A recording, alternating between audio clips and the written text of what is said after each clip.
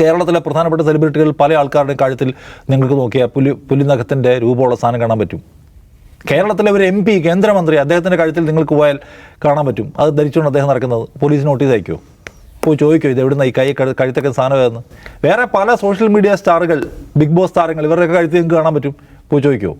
അപ്പോൾ ഇത് ഒരുത്തനെ പിടിച്ചു, കറുത്തവനെ പിടിച്ചു, അവനെ തീർക്കാനുള്ള അമിതമായ വ്യഗ്രത കാണിക്കുകയാണ് ഈ ചെയ്തുകൊണ്ടിരിക്കുന്നത്. അത് നാട്ടുകാർക്ക് മനസ്സിലാവുന്നുണ്ട്. ഇപ്പോൾ നോക്കുക, എല്ലാവരും കൂടി എന്താ ഈ പറയുന്നുണ്ടല്ലോ, അതായത് മൊത്തം ഇവനെ പിടിച്ചതുകൊണ്ട് ജനങ്ങൾ മൊത്തം എതിരായിരിക്കുന്നു, കഞ്ചാവിനെതിരായിരിക്കുന്നു. അങ്ങനെയാണോ?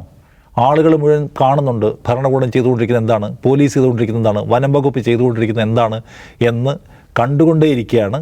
അതിൽ മനുഷ്യർക്ക് രാഷ്ട്രീയം മനസ്സിലാവുന്നുണ്ട്, ഈ ചെയ്യുന്നത് അന്യായമാണെന്ന് മനസ്സിലാവുന്നുണ്ട്. അതുകൊണ്ടാണ് ആ കാര്യത്തിൽ എന്താ പറയുന്നത്, സർക്കാരിനെതിരായിട്ടുള്ള കമ്മിറ്റികൾ രംഗത്ത് വരുന്നു. ഇങ്ങനെയല്ല ലഹരിക്കെതിരായിട്ടുള്ള പോരാട്ടം നടത്തേണ്ടെന്നുള്ള അഭിപ്രായം എനിക്കുണ്ട്. മാധ്യമങ്ങളുടെ കാര്യത്തിലും മാധ്യമങ്ങളും ഭയങ്കരമായ ഉത്തരവാദിത്വ സ്വഭാവത്തോടെ ലഹരിയെ അങ്ങോട്ട് തീർത്ത് കളയാം എന്ന മട്ടിൽ ഭയങ്കര ആത്മാർത്ഥയോടെ ഇറങ്ങിയിരിക്കുന്നതെന്ന് എനിക്ക് തോന്നുന്നില്ല ഈ കാണുന്ന കാര്യത്തിലൊക്കെ. ഇപ്പോൾ അയാൾക്കെതിരെ മീറ്റു ആരോപണമുണ്ട്. മീറ്റു ആരോപണത്തിൽ അയാൾ മാപ്പ് പറഞ്ഞു.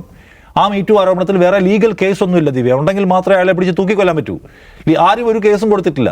മറ്റേ അയാൾക്ക് മാപ്പ് പറയാനേ പറ്റൂ. എന്ത് ചെയ്യണം?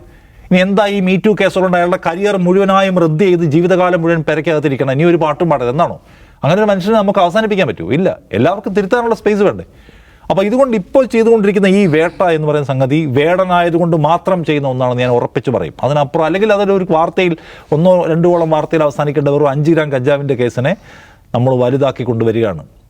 അതിന് കൃത്യമായ ഉദ്ദേശങ്ങളുണ്ട്. അതിൽ ഈ പറയുന്ന അടിസ്ഥാന മാനവിക വിരുദ്ധമായ ആശയങ്ങൾ കൊണ്ടുകിടക്കുന്ന മനുഷ്യർ അവർ ഡിസ്റ്റർബ്ഡ് ആയിരിക്കുന്നു. അവർക്ക് തിരുത്താൻ വേടനെ സപ്പോർട്ട് ചെയ്യുന്ന മനുഷ്യർക്ക് കഴിയട്ടെ എന്ന് ഞാൻ പറയും. അവസാനം ഫൈനലി കഞ്ചാവൊന്നും ഉപയോഗിക്കാൻ പാടില്ല.